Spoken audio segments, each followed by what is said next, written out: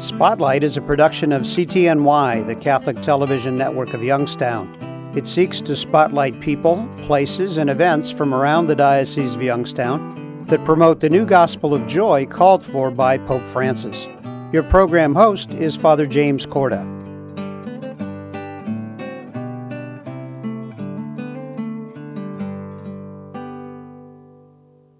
Hello and welcome to Spotlight. I'm Father Jim Corda. Joining me now is Father Bob Bono. Welcome to our show today. Happy to be here. Thank you for inviting me. Our discussion is going to focus basically on the process of canonization. And we're going to talk about that, but then later in the show we'll focus on some of our newest saints, St. John the 23rd and St. John Paul II. But for our discussion now, let's talk about what exactly canonization means in the life of the Church. It means that these individuals who are canonized have passed through a very formal process of examination and approbation of the life that they lived. And so they have, as it were, been chosen to be listed on the list of saints, or the canon of the saints.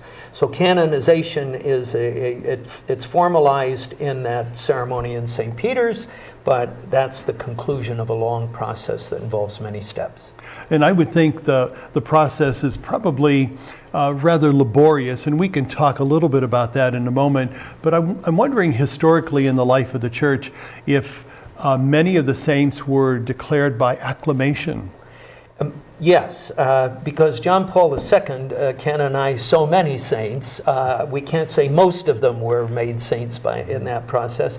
But for the first 1,200 years of the life of the Church, that was exactly how it happened. Local people felt that this individual was a very holy person, and some kind of a devotion to that person developed. The local bishop acknowledged that, and they sort of entered into the canon of saints in that way. It was not until about the year 1000 that the Bishop of Rome, the Pope, started to say, wait a minute, you can't just say they're saints and everybody's supposed to bow. It has to come here to get approval here. So that began, in some respects, the formalization of the process. And by 1200, that was the rule, that nobody is declared a saint unless it's been done by Rome. And then over the centuries since, just what the process was has gone this way and that. Let's talk briefly about the role of the local bishop in the process, because I think in any case where a saint is going to start the process, or a person is going to start the process to become a saint, that the local bishop has a role in that. What is that role, and why is that important? Well, and that goes back, I think, to the origins, where it was, by and large, a local development that this person was acknowledged to be a saint. And it's because the local bishop is in touch with the community where that person lived. And they're in the best position to say, this is worth starting, or don't go there. Don't waste your time, because there's some knowledge of some other factors, admirable as the person may have been, that does not suggest that this would be something worth the Church spending its time on. So the local bishop still, I think, is required to be involved in the beginning of a process. It may be a little bit different if the individual is a member of a religious community. It might be the superior of that community. Let's say that this gets initial approval in a local diocese. It then goes to Rome, obviously to the Congregation for the Cause of Saints. Yes. And what is involved in that process? Well, they would have to then submit, their request that this case be accepted. They'd have to submit the evidence of why should this case be accepted, and the person put on the list of those that are being considered for canonization. And then that congregation would have to make a judgment that the application and the rationale behind it is sufficient to initiate a cause or not.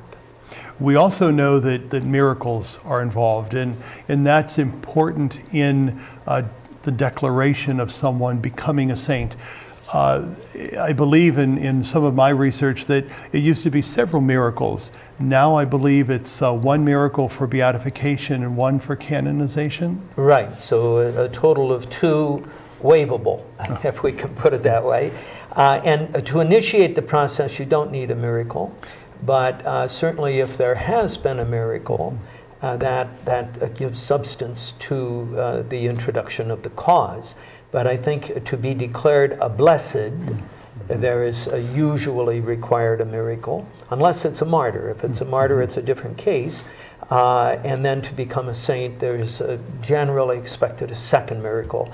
But as in the case of Pope John the 23rd, I don't know that even one miracle has been claimed. But Pope Francis said he was a holy man. Everybody acknowledges that, and let's canonize it. We're down to the last 3 minutes of our first segment today. There's that whole sense of scrutiny that's involved in that. Is that to protect the one becoming a saint, or is that to protect the credibility of the process itself? I would imagine it's both, but the primary driver, I think, is that if this individual is held up as a model of sanctity for people, not just Catholics, but other people to imitate and to learn from, you need to make sure that what's there for them to learn is valid.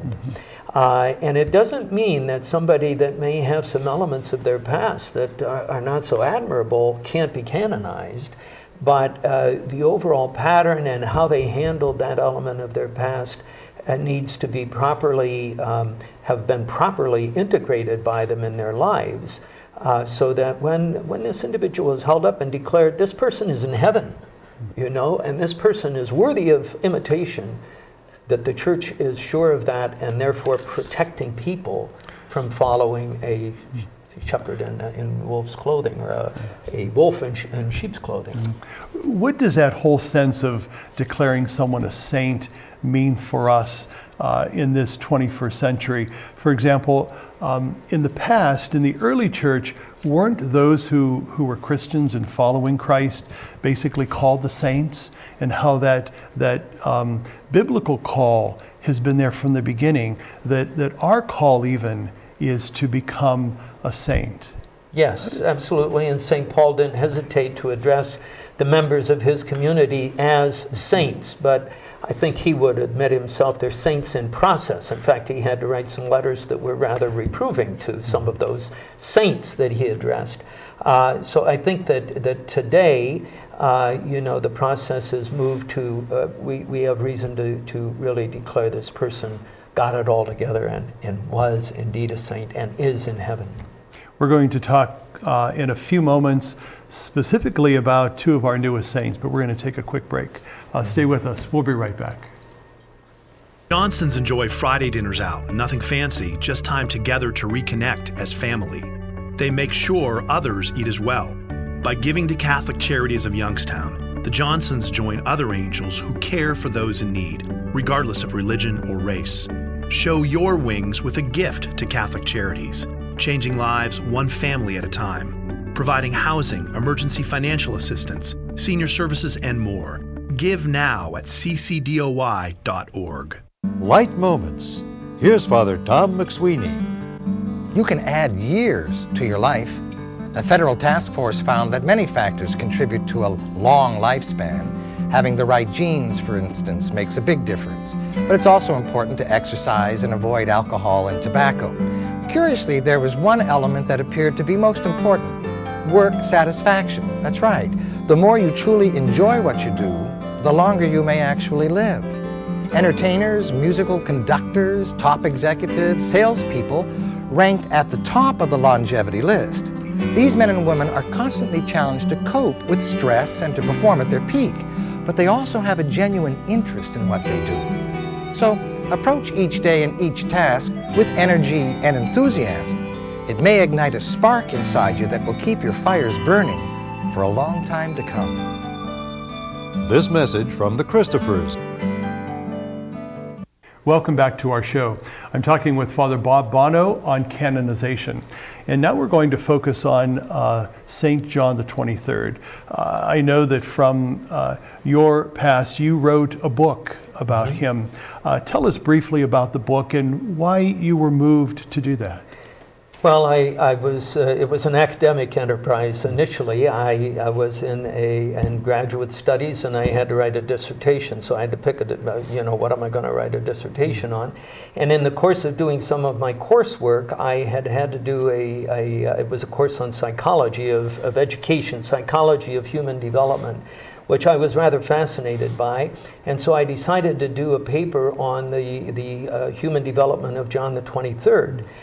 Before I had gone off for my graduate studies, someone had entrusted one of the priests of the diocese had given me the Journal of a Soul, the journal that Pope John had kept. So I thought, well, let me do John the 23rd, and I'll do the psychology of his development. So I got very much into that and was fascinated with what I found. And then when I had to do a doctoral thesis, I thought, well, I know a lot about John. Why don't I just do it on him? But now from a different angle as an administrator, as the chief executive, as the Pope. And you use the word pastoral. And I think when I picture John the 23rd, that certainly is a word that resonates with me about him, is that he was a pastoral person. And obviously his movement to begin Vatican II was a pastoral movement. And tell us about that word pastor in the life of John the 23rd. Well, it would start by the fact that he was born above the stalls of animals. He was a peasant. He was born in a little village, and the family's animals were on the first floor, the ground floor, and then the family lived on the second floor.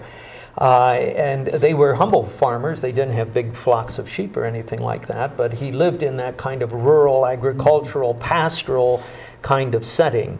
And then from early on, he was drawn to the priesthood and went off to study, and he never lost his connection with those roots. He never lost it. Then when he became a priest, his bishop at the time invited him to be his secretary, and that bishop was a very pastoral bishop, very involved with the life of the people, with the life of the community he was serving, which was the Diocese of Bergamo, where John was a priest. So from the beginning, he had that inspiration.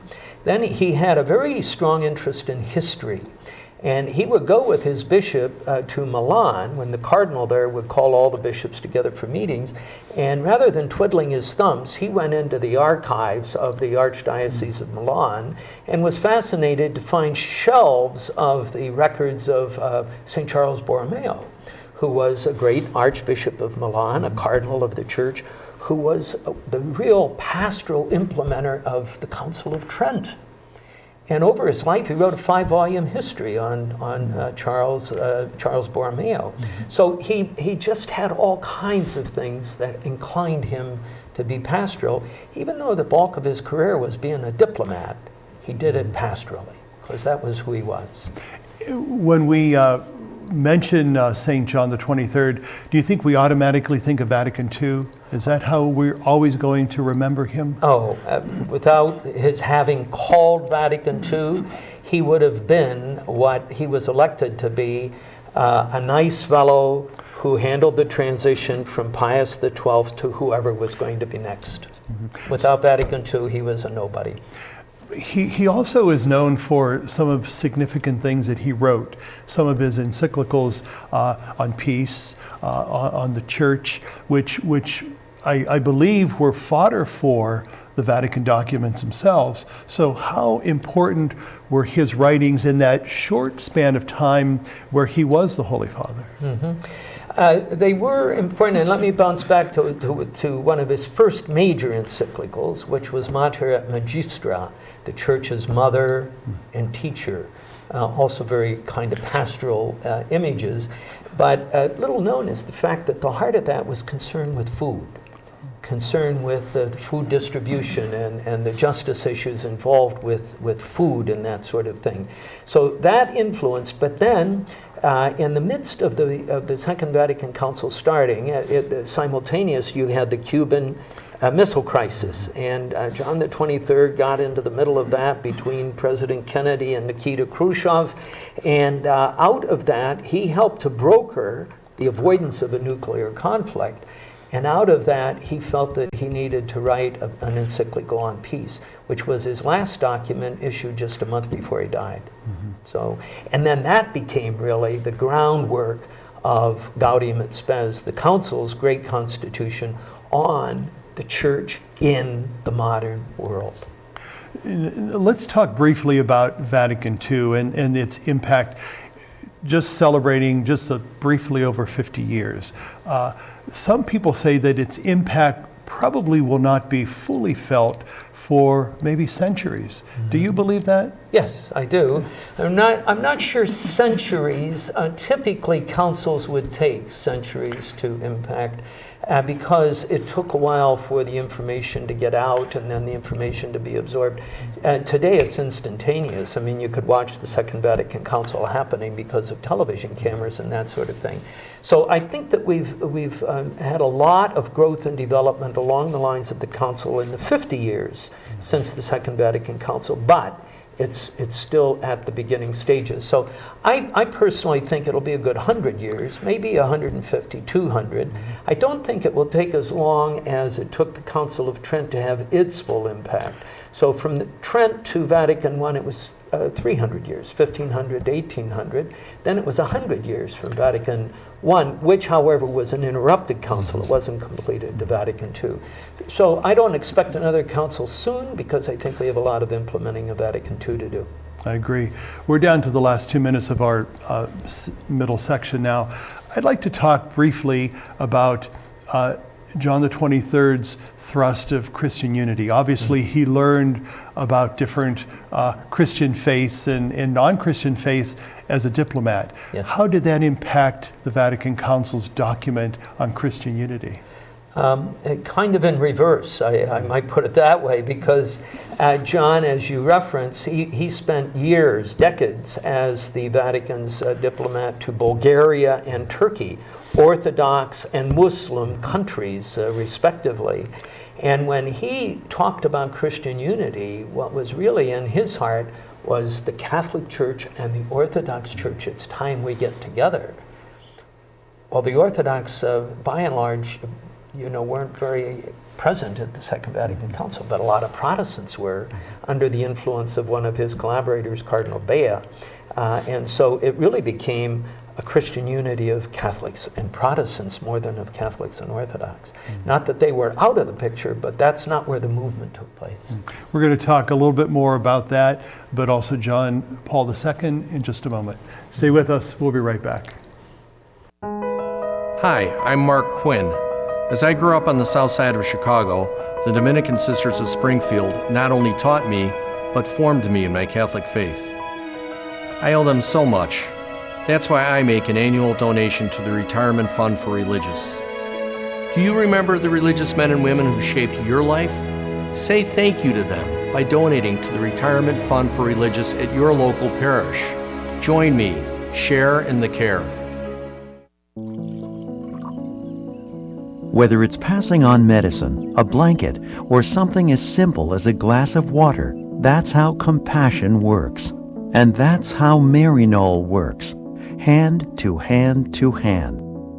For nearly 100 years, Maryknoll's been passing on your help to the priests and brothers working in 26 countries around the world.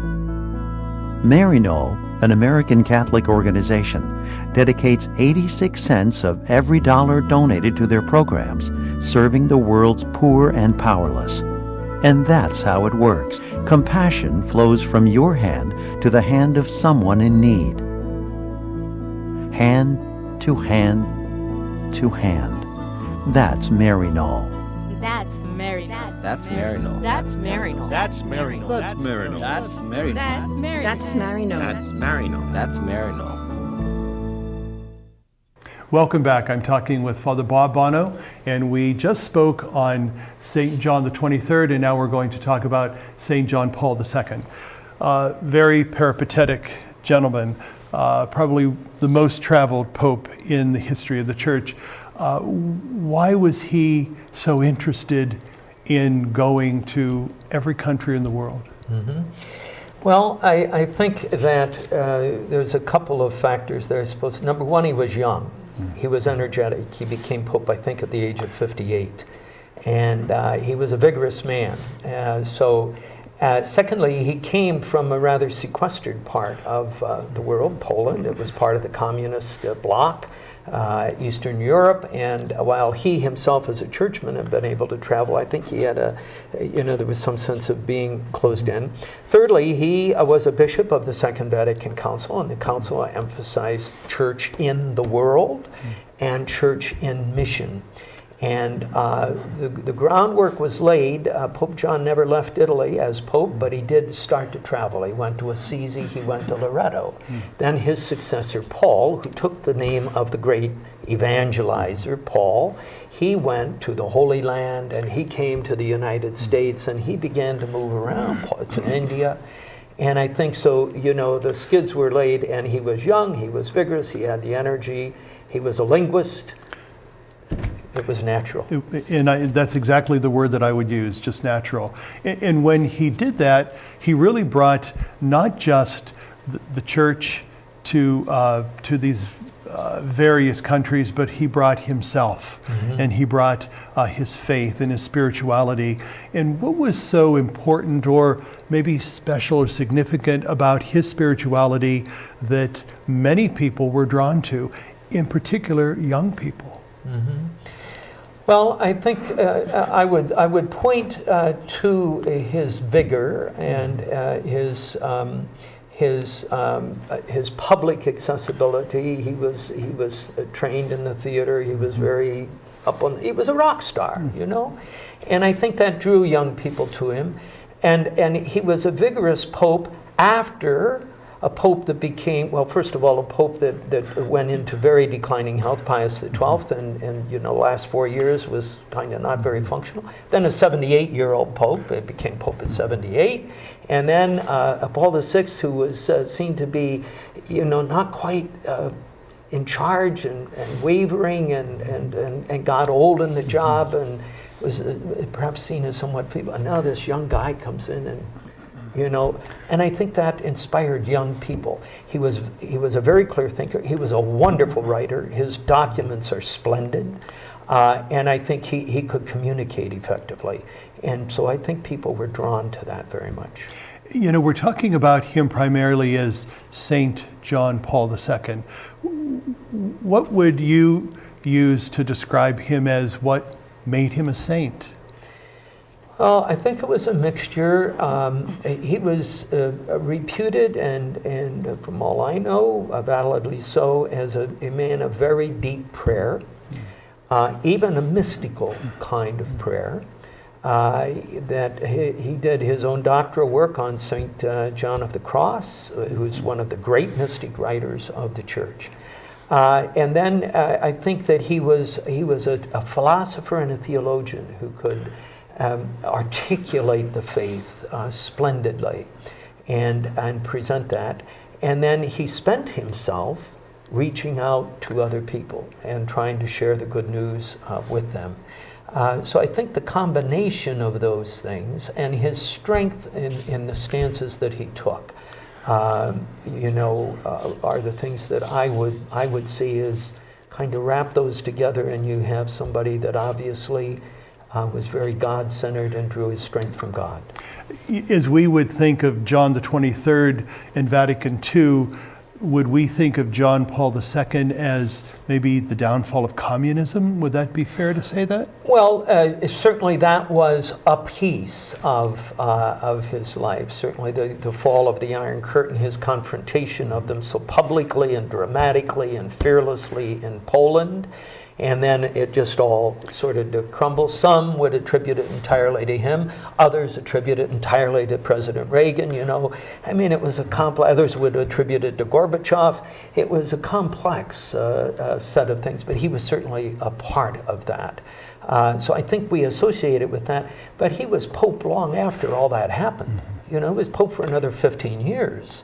And I think he did many, many significant and wonderful things in the whole course of his pontificate that accounts for, long pontificate, one of the longest, that accounts for his being acknowledged as a good and holy man of God.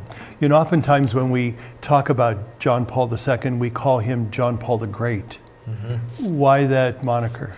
Well, I personally, I think that's premature. I think to acknowledge somebody as great is, you know, history has to unfold a bit, and you look back and you situate it and so forth.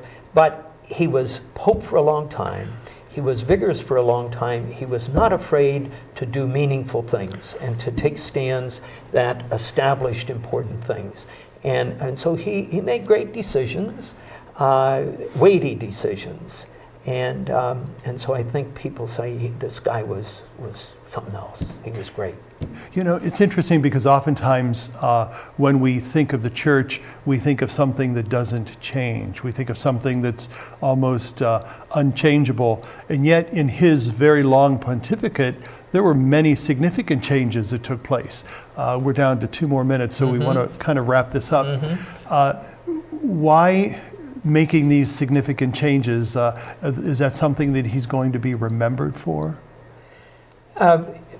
I think, again, you have to wait and see how the longer term unfolds and what changes you might be referencing. So one of the projects that John the 23rd started was the reform of canon law. John Paul finished that in 1983. Canon law is the governing constitution of how the church legally functions within its own life. That's a significant step, and that is a meaningful, that will perdure until somebody else reforms it, you know. So I think much of what he did will endure. Some of it will be forgotten because it won't remain that important. Just one final comment on our new saints. Well, I think we're blessed to have had in your lifetime and mine 2 such meaningful pontificates. And I think we're living in the fruit of the decisions that those holy men made. And may we grow to be as holy, hopefully, as they are, and live out the decisions that they pointed out for us to follow. Father Bob Bono, thank you for being with us. My pleasure. Thank you. And thank you for being with us. Have a good day, and God be with you.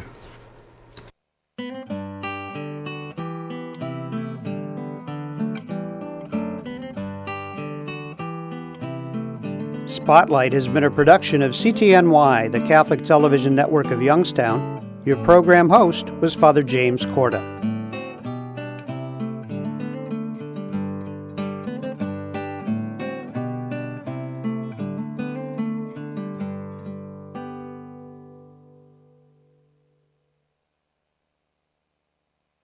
Well, I've been volunteering for 18, almost 20 years. What I do is help the elderly in their homes so that they can stay in their homes. I think a lot of times the elderly in our society are forgotten, and that's unfortunate because they have so much wisdom to share. The other day she told me that every night when she goes to bed, she thinks about her little angel, when her little angel's going to come and check on her the next day. And that's me, yeah.